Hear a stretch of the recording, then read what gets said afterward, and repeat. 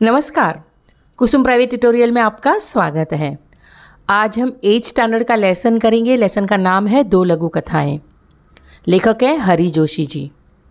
दो लघु कथाएं, लघु का अर्थ होता है छोटा और कथाएं मतलब स्टोरीज़, जो कहानियाँ होती है वो। जो दो लघु कथाएं हैं उसमें पहली जो लघु कथा है उसमें जोशी जी ने हमें बताया है कि हमें बुरे काम का फल बुरा ही मिलेगा, अतः हमें बुरे काम नहीं करने चाहिए। और जो दूसरी लघु कथा है उसमें हमें समझाने की कोशिश की है कि कठोरता की अपेक्षा विनम्रता अधिक महत्वपूर्ण होती है। गमन का सिर हमेशा नीचा होता है, अतः हमें गमन नहीं करना चाहिए। ठीक है बच्चों। पहली हम कहानी पढ़ते हैं जिसका नाम है नींव। नींव का अर्थ होता है आधार और फाउंडेशन भी कह सकते। छात्र है वो है ठेकेदार और दूसरा जो है वो अधिकारी महोदय जी हैं। तो ठेकेदार का अर्थ होता है कॉन्ट्रैक्टर। किसी काम का ठेका जिसने ले रखा हो उसको कहते हैं ठेकेदार। देखो बच्चों, नीचे चित्र में दिया गया है पुस्तक में, वो आप देखेंगे तो आपको पता चलेगा। लेसन पढ़ते हैं। बहुमंजिला इमारत की दीवार नींव से उठ रही थी। ठेकेदार नया था। भयभीत सा वह 1 तगारी सीमेंट और 5 तगारी रेत के मसाले से ईंटों की जुड़ाई करवा रहा था। अगले दिन अधिकारी महोदय आए। उन्होंने काम के प्रति घोर असंतोष व्यक्त किया।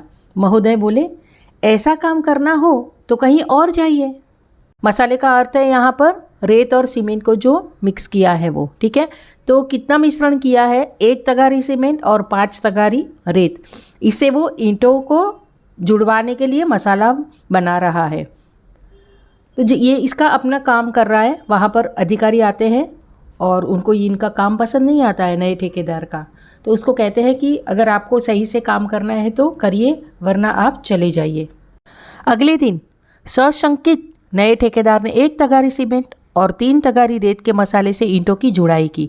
संबंधित अधिकारी आए। उन्होंने नींव की दीवार पर एक निगाह डाली और गर्म हो गए। इस बार ठेकेदार को अंतिम चेतावनी दी, यदि कल तक काम में पर्याप्त सुधार नहीं किया गया तो काम बंद करवा दिया जाएगा। इसका अर्थ होता है शंका से भरे।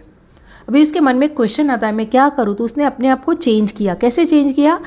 1 तगारी सीमेंट और 3 तगारी रेत से मसाला बनाया और उसने दीवार बनाई। और वहाँ पर वापस वो अधिकारी आता है, वो यहाँ वहाँ दीवार पर नज़र करता है, तो फिर भी वो गर्म हो गया और उसको ये भी काम नहीं पसंद आया। तो उसको चेतावनी देता है कि अगर आप सुधार नहीं करोगे तो आपका काम ही बंद करवा दिया जाएगा। जब नए ठेकेदार की समझ में बात नहीं आई तो उसने एक अनुभवी ठेकेदार से इस समस्या पर उसकी सलाह चाही। अनुभवी ठेकेदार ने बताया कि ये महोदय रिश्वत चाहते हैं, इसीलिए काम में कमी बता रहे हैं। नया ठेकेदार ईमानदार था। वह रिश्वत देने और लेने को अपराध समझता था। उसने भ्रष्ट अधिकारी को पाठ पढ़ाने का निश्चय कर लिया। जो नया ठेकेदार था वो कंफ्यूज हो गया कि मैं क्या करूं। तो उसने सोचा, छोड़ो, जाने दो, जो अनुभवी ठेकेदार है उसके पास जाता हूं और मैं सलाह लेता हूं। वो वहां पर गया और उसको बताया कि मेरा काम अधिकारी को पसंद नहीं आ रहा है।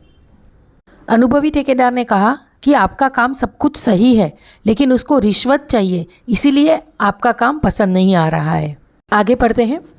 अगले दिन अधिकारी महोदय निरीक्षण करने आए। ठेकेदार ने उन्हें रुपयों से भरा लिफाफा पकड़ा दिया। अधिकारी प्रसन्न होकर जैसे ही जाने लगे वैसे ही एकाएक वहां उच्च अधिकारी आ गए। अधिकारी महोदय रिश्वत लेते हुए रंगे हाथों पकड़े गए। देखो बच्चों, जो नया ठेकेदार था वो बहुत ईमानदार था। रिश्वत लेना भी नहीं चाहता था और देना भी नहीं चाहता था। उसने उच्च अधिकारी से बात की और उनके साथ प्लान बनाया और इस तरह से उसको रंगे हाथों पकड़ लिया। बच्चों, रंगे हाथों पकड़ना मतलब क्या? अपराध करते समय हम उनको अपने सामने ही पकड़ लेते हैं, प्रत्यक्ष पकड़ लेते हैं, उसको कहते हैं रंगे हाथों पकड़ना। आगे पढ़ते हैं।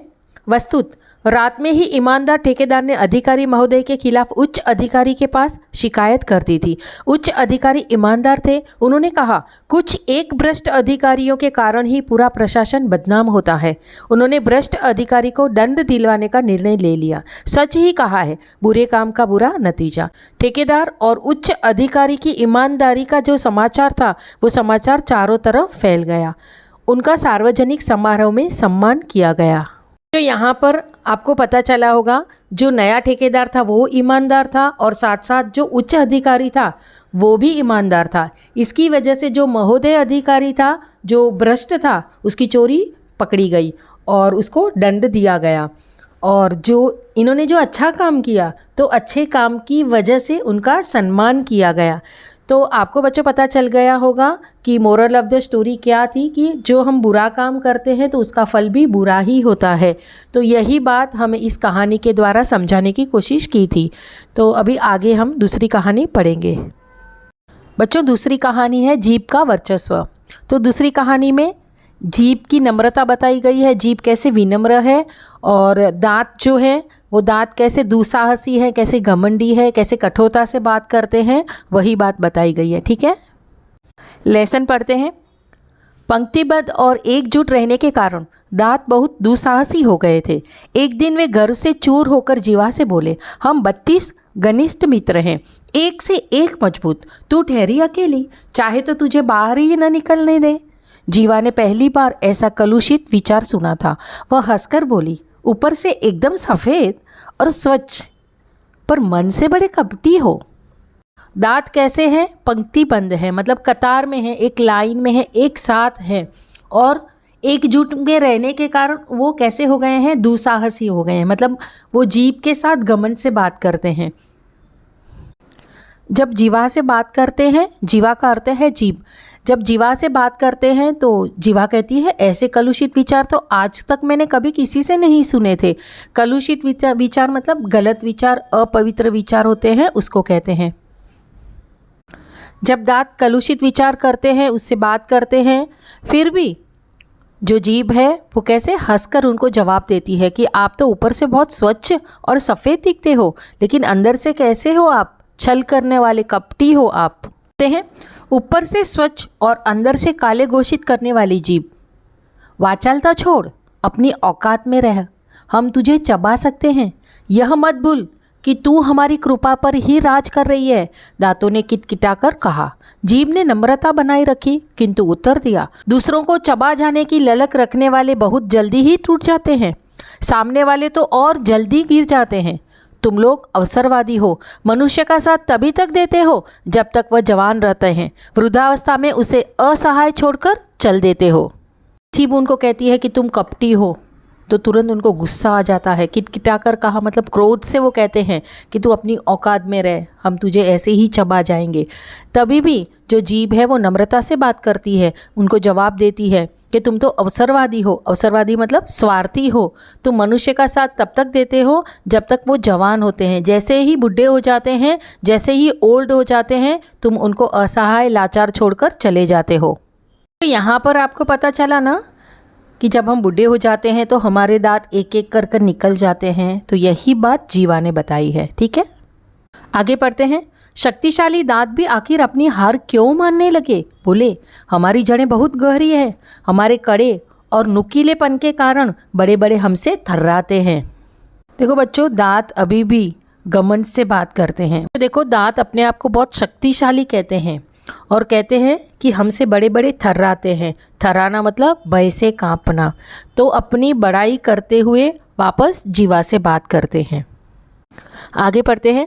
जीवा ने विवेकपूर्वक उत्तर दिया, तुम्हारे नुकीले या कड़ेपन का कार्यक्षेत्र मुंह के भीतर तक ही सीमित है। विनम्रता से कहती हूँ कि मुझसे पूरी दुनिया को प्रभावित करने और झुकाने की क्षमता है।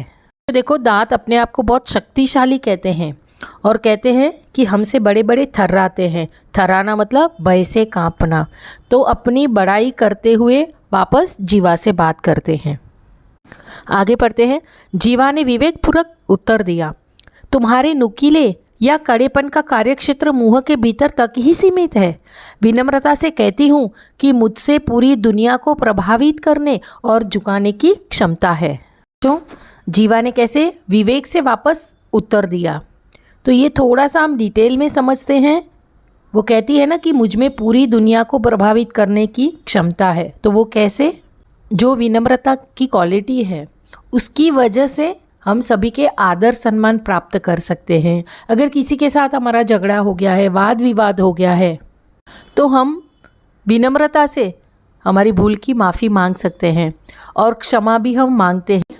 मुझ में पूरी दुनिया को झुकाने की क्षमता है। ठीक है, आगे पढ़ते हैं। दांतों ने पुनः धमकी दी, हम सब मिलकर तुझे घेरे खड़े हैं, कब तक हमसे बचेगी? जीभ ने दांतों के घमंड को चूर करते हुए चेतावनी दी। डॉक्टर को बुलाऊं? दंत चिकित्सक एक एक को बाहर कर देगा, मुझे तो छुएगा भी नहीं और तुम सब बाहर दिखाई दोगे। घमंडी दांत अब निरुत्तर थे। उन्हें कविता की यह पंक्ति याद आ गई, किसी को पसंद नहीं सकती बयान में, तभी तो दी नहीं हड्डी जबान में। घमंडी दांतों ने आखिर जीभ का लोहा मान ही लिया। बच्चों, वापस दांतों ने धमकी दी, लेकिन जीभ ने अभी सोचा कि अभी तो इनका घमंड मुझे तोड़ना ही पड़ेगा।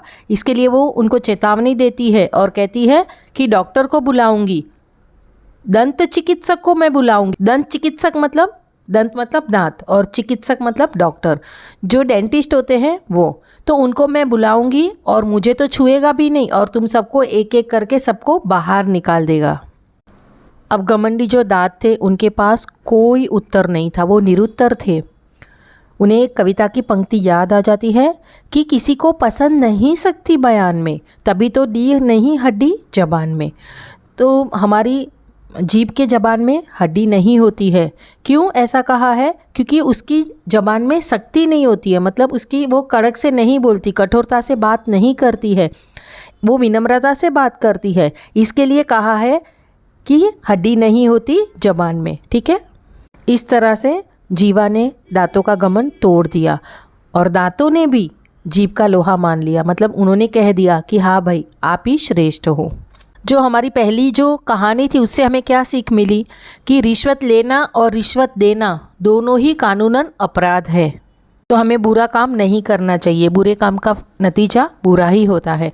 और जो दूसरी कहानी थी उससे हमें क्या सीख मिली, तो जीवा की तरह नम्रता से बात करनी चाहिए, विनम्रता से बात करनी चाहिए, और दांतों की तरह हमें घमंडी और अभिमानी नहीं होना चाहिए, हमें कठोरता से बात नहीं करनी चाहिए। ठीक है, तो यहाँ पर 2 लघु कथाएं, ये हमारा लेसन कंप्लीट हो गया है। मिलते हैं हम अगले वीडियो में, तब तक के लिए धन्यवाद।